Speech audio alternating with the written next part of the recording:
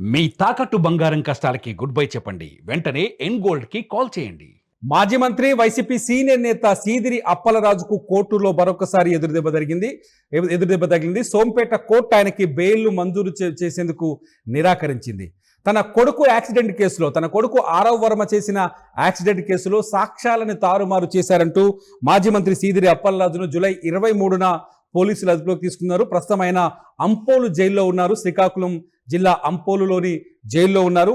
అప్పలరాజు పైన తప్పుడు కేసు పెట్టారంటూ అటు వైసీపీ కార్యకర్తలు ఆందోళన చేస్తున్నారు. వైఎస్ జగన్మోహన్ రెడ్డి శ్రీకాకుళం విజిట్లో కూడా తీవ్రమైన దుమారం చెలరేగిన సందర్భంలో ఆయన ఇవాళ సోంపేట కోర్టులో బెయిల్కి ప్రయత్నించారు. కానీ ఆయన బెయిల్ ఇచ్చేందుకు కోర్టు నిరాకరించడంతో అప్పలరాజు ఫ్యాన్స్ ఒకసారిగా అభిమానులంతా వైసీపీ కార్యకర్తలంతా తీవ్రమైన నిరాశలోకి వెళ్ళారు. అసలు ఏం జరుగుతోంది శ్రీకాకుళం జిల్లాలో, అప్పలరాజు బెయిల్ చుట్టూ కోర్టు ఏం చెప్పింది, ఈ వివరాల్ని మనకు అందించడానికి మా శ్రీకాకుళం ప్రతినిధి పృథ్వీ అందుబాటులో ఉన్నారు ఫోన్ లైన్లో. పృథ్వీ, అసలు ఏం జరిగింది, కోర్టు ఏం చెప్పింది అప్పలరాజు విషయంలో, బెయిల్ విషయంలో? Good evening. ఏదైతే మాజీ మంత్రి సీదిరి అప్పలరాజు ఇష్యూలో అంటే ఆయన కుమారుడు హిట్ అండ్ రన్ కేసులో అయితే ఇప్పటికే మూడోసారి బెయిల్ ప్రయత్నం చేయగా అయితే ఈసారి కూడా అంటే ఇప్పటికే 2 సార్లు బెయిల్ అయితే అప్లై చేయడం జరిగింది. అయితే అది కూడా ఆ బెయిల్ కూడా అవ్వకపోవడంతో ఇప్పుడు మూడోసారి ఏదైతే బెయిల్ ప్రయత్నాలు జరిగాయో ఇదైతే సక్సెస్ అవ్వలేదనే చెప్పాలి. అయితే ఇప్పటికే మాజీ మంత్రి సీదిరి అప్పలరాజు గత ఇంచుమించు ఒక 16 రోజుల నుంచి అంపోలు జిల్లా జైల్లోనే ఉంటున్నారు. అంటే ఆయన సాక్ష్యాలు తారుమారు చేశారు హిట్ అండ్ రన్ కేసులో ఆరోపణల మీద. అయితే ఇప్పటికీ 16 రోజుల నుంచి ఆయన జైల్లోనే ఉంటున్నారు. అయితే ఈ రిమాండ్ అనేది 14 రోజుల రిమాండ్ అనేది ఇంకా మరో 14 రోజులు ఇప్పుడైతే పొడిగించడం అయితే జరిగింది. అయితే బెయిల్ అయితే ఆయనకి దక్కలేదు. అలాగే ముఖ్యంగా చూసుకుంటే ఎప్పుడైతే 14 రోజులు రిమాండ్ మరొక రోజులో పూర్తవుతుంది అనగా పోలీసులు అయితే కోర్టుకైతే మాకు 1 రోజు కస్టడీ కావాలని అయితే కోరడం జరిగింది.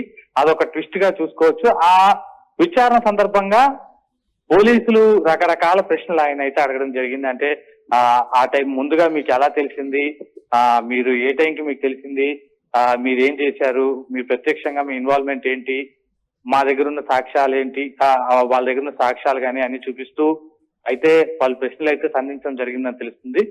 అనంతరం కోర్టులో ప్రవేశపెట్టారు. ఆ తరువాత మళ్ళీ ఆయన తరఫు అప్పలరాజు మాజీ మంత్రి అప్పలరాజు తరఫు న్యాయవాదులు వాదనలు వినిపించారు. అలాగే ఆ తర్వాత వర్చువల్ గా కూడా ఆయన ప్రవేశపెట్టడం జరిగింది.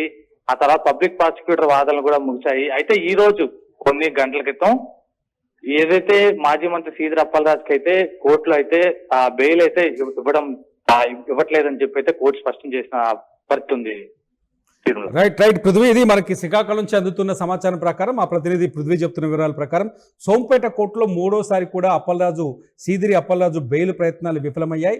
మూడోసారి కూడా కోర్టు ఆయనకి బెయిల్ ఇచ్చేందుకు నిరాకరించింది. ఎందుకంటే పోలీసులు చూపించిన సాక్ష్యాల్లో బలం ఉంది. అట్లాగే తన కొడుకు ఆరవ్ ఒక రోడ్డు ప్రమాదంలో గత జూలై 10వ తేదీన రోడ్డు యాక్సిడెంట్ చేశారు. ఆ రోడ్డు యాక్సిడెంట్లో దానయ్య అనే ఒక గొర్రెల కాపరి ప్రాణాలు కోల్పోయారు. అయితే ఈ కేసు విచారణకు సంబంధించి తన కొడుకు జైలుకు వెళ్లకుండా ఉండేందుకు మొత్తం సాక్ష్యాలని తారుమారు చేశారని, ఈ తారుమారు చేసే వ్యవహారంలో మాజీ మంత్రి సీదిరి అప్పలరాజు పాత్ర ఉందని, ఈ నేపథ్యంలోనే ఆయన పైన కూడా కేసులు నమోదు చేసి జూలై 23వ తేదీన సీదిరి అప్పలరాజుని శ్రీకాకుళం పోలీసులు అదుపులోకి తీసుకున్నారు. అప్పలరాజు ప్రస్తుతం జైల్లోనే ఉన్నారు.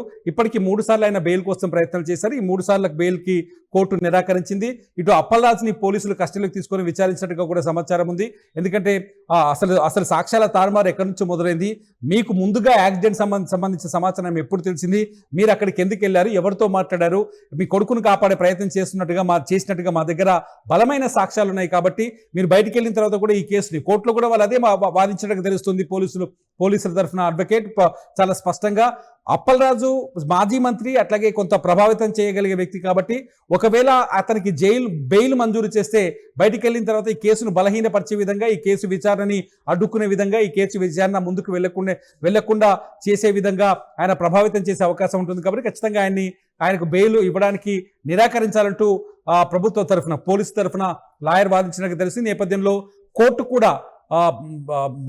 కూడా పబ్లిక్ ప్రాసిక్యూటర్ ఎవరైతే ఉంటారో వాళ్ళకి అనుగుణంగానే వాళ్ళ వాదనని సమర్థిస్తూ సోంపేట కోర్టు నిర్ణయం తీసుకుని తెలుస్తుంది. ప్రస్తుతానికైతే అప్పల్ రాజుకి బెయిల్ రాకపోగా మరో 14 రోజుల పాటు ఆయన రిమాండ్ కూడా పొడిగించేందుకు సమాచారం ఉంది. మొత్తంగా అప్పల్ రాజు అరెస్ట్ అనేది శ్రీకాకుళం జిల్లాలో తీవ్ర రాజకీయ దుమారానికి దారితీస్తుంది.